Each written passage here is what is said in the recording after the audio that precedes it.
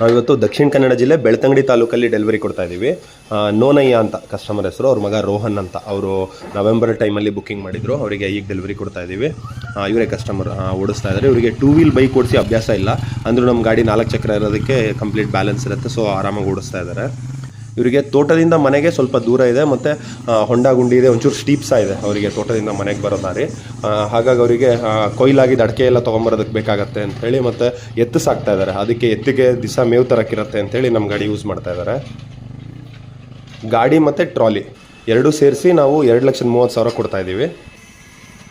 ನಾವೇ ಕಸ್ಟಮರ್ ಜಾಗಕ್ಕೆ ನಾವೇ ಹೋಗಿ ಅವ್ರ ಸ್ಪಾಟಲ್ಲೇ ಡೆಲಿವರಿ ಕೊಟ್ಟು ಅವರಿಗೆಲ್ಲ ಡೆಮೋ ಕೊಟ್ಟು ಬರ್ತೀವಿ. ಅಣ್ಣ, ಇದು ಯಾವ ಊರು ಬರುತ್ತೆ? ಇದು ಬೆಳ್ತಂಗಡಿ ತಾಲೂಕು. ಬೆಳ್ತಂಗಡಿ ತಾಲೂಕು, ವೇಣೂರು ಅಂತ ಗೊತ್ತುಂಟಾ? ವೇಣೂರು ಅಂತ.